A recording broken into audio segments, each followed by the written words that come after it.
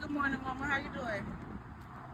My name is Jazz. I'm doing a documentary about Tampa and the conditions people have to live in. And I just wanted to hear from some real people, about some of the things that you wish could kind of change, some of the stuff that you see out here, problems like that. Could I get maybe like 2 minutes of your time? Okay, he got the camera right there, so you can, introduce yourself and go into it. My name is Rodriguez, but they call me Nikki. Do I look right into it or talk to Yeah, you? you can look right into it. Okay, so what questions do you have for me? So, Nikki, where you from? I'm originally from South Florida. Okay, got you. And how long you been in Tampa?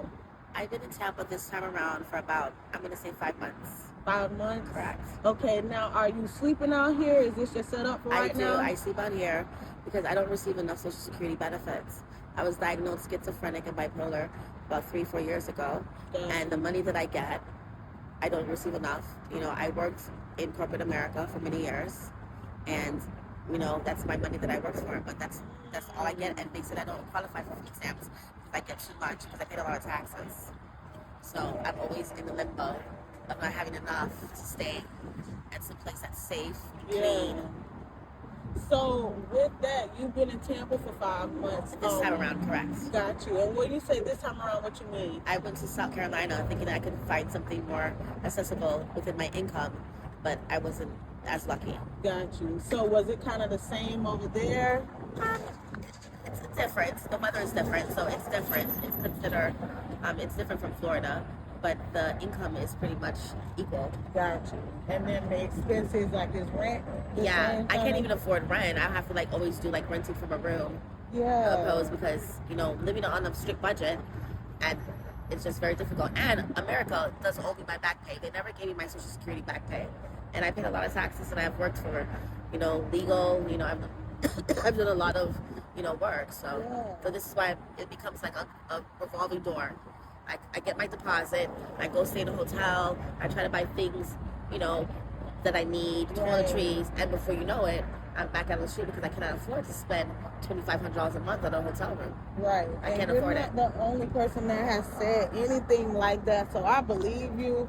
I believe you if you were the only person to tell me that. But I also have a question. So most people, again, you said that room and board or actually having somewhere to stay is one of the biggest issues for you. So what do you think are some things that need to be changed in order to make that accessible for y'all? I basically don't know because I think it's an individual issue.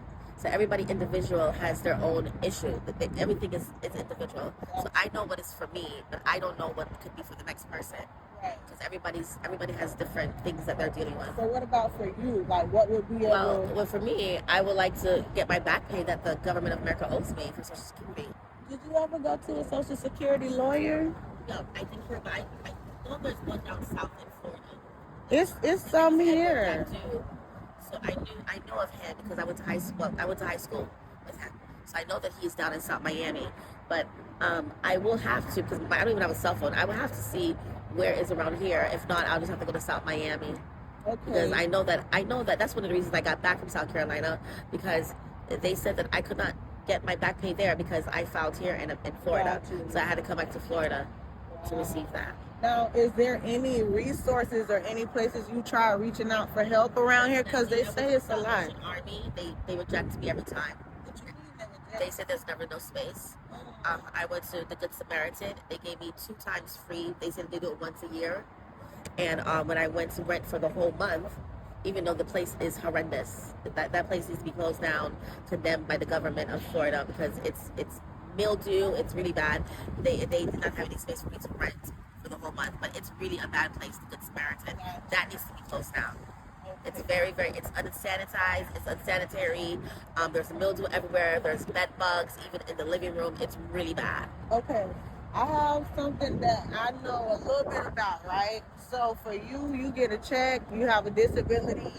So if you go to the library one of these days, you can make it down there. Go down there and look up 2 things. The first thing, look up Social Security lawyers in Tampa, because I don't recall, but I literally just passed one the other day. I saw a sign and it said Social Security lawyer. And then also look up the acts program in Tampa, the ACTS, ACTS, and then sometimes it has like a 2, but in Roman numerals. Just look up the ACTS drug program, but it's deeper than that. They help people that may be on disability as well. Because I remember one time I was homeless and they helped us get like an apartment for 3 months, and then they turned it into like 6 months just to help, us really get on our feet. So, try to still get that motivation to go look for some help, because day to day new stuff is coming up. My disability is not only physical but mental. I have heart issues. Okay. So it's hard for me to walk every day. So I have to pick my days. Yeah. So I was gonna go today, but I have very bad, and I don't have a murmur, but I have since I was a little girl. I have very, very bad heart. I'm and sorry to hear I that. have, and I'm, and they diagnosed me schizophrenic ever since my mother was murdered. Gotcha. So, and I was the only child. So I suffer from schizophrenic and bipolar. What age was that they diagnosed you? They diagnosed me about 4 years ago. So that was, I'm barely 28 years old. Gotcha. You're 27 or 28 right now? I'm 27. I'll be 28 in 2022. Gotcha. I noticed that a lot of people our age are going through things like this. And it's hard for anybody, I can imagine, but I do think it's hard for us. So if you had any advice for somebody that's like 18, just about to turn 18, and just about life, what would you tell them? Me, I know I'm Roman Catholic, so I just go to my Sacred Heart Roman Catholic Church, and I look for advice from my priest. So I say whoever religious that they are associated with, I say go to the religious leader and look for guidance. That's what I do. I read my rosary every day. Okay, I know that's right. What you say your name is? My name is Nadisha. Nadisha. Correct. My name is Jazz. It's nice to meet you. Correct. Thank you. Same All here. right. Thank you for talking to us. Thank you. Have a great day. You too. Okay. All right. So again, we're finding out that more and more people are having to be forced outdoors in order to survive, or having to live on the streets in order to get a night's sleep or get some type of rest.